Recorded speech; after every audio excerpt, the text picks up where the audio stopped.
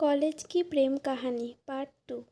अगले ही दिन विनय के पापा अंकिता के घर गए और अंकिता के माँ बाप से बात की और उन्हें समझाया कि हमारे बच्चे की खुशी में ही हमारी खुशी होगी। मेरा बेटा एक अच्छी कंपनी में काम करता है और उसकी तनख्वाह भी अच्छी है। वे आपकी बेटी को खुश रखेगा। विनय के पिताजी की बात सुनकर अंकिता के माँ बाप मान गए और शादी के लिए राजी हो गए। विनय और अंकिता की शादी धूमधाम से हुई। दोनों बहुत खुश थे। वे अपने हनीमून के लिए शिमला गए।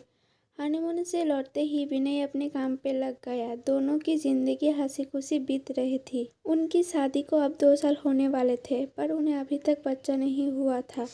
घर वाले, रिश्तेदार, सब लोग अंकिता से हमेशा यही सवाल पूछते थे कि खुशखबरी कब दे रही हो, पर वे हमेशा मुस्कुराकर बात टाल देती थी। विनय और अंकिता भी बच्चा चाहते थे, पर उनका हो नहीं रहा था। बहुत डॉक्टरों को दिखाए, सब टेस्ट भी करवाए, लेकिन कुछ फायदा नहीं हुआ। अंकिता की सास भी उसे बाबा के पास ले गई, पर वहाँ से भी सिर्फ निराशा ही हाथ आई।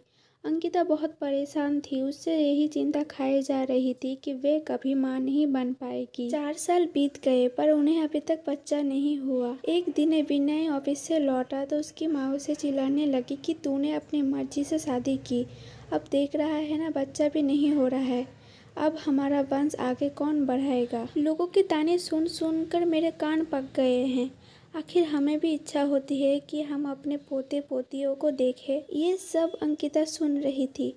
विनय ने अपनी माँ को समझाया कि जरूरी नहीं कि आपकी बहू में ही कुछ कमी हो, मुझ में भी तो हो सकती है।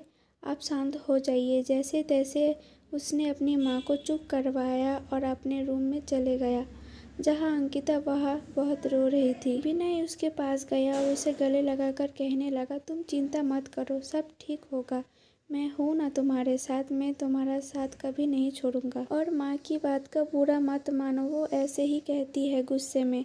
जाने दो, खाना लगा दो, हम साथ में खाते हैं। अंकिता थोड़ा शांत हुई और खाना लेकर आई। दोनों ने साथ में खाना खाया और सोने लगे। पूरी रात अंकिता यही सोचती रही कि कैसी औरत हूँ मैं, जो अपने पति को बच्चा भी नहीं दे पा रही, अपना वंश को आगे नहीं बढ़ा पा रही। कितनी बदनसीब हूँ मैं। वह पूरी रात नहीं सोई और बस रोए जा रही थी। सुबह हुई, सब अपने अपने काम में लग गए। विनय भी ऑफिस के लिए निकल गया। अंकिता भी अपने काम करने लगी, पर उसके दिमाग में वही रात वाली बात चल रही थी। पूरा दिन यही सोचती रही। दोस्तों, पार्ट 3 देखने के लिए जल्दी से मेरे चैनल को सब्सक्राइब कर दीजिए।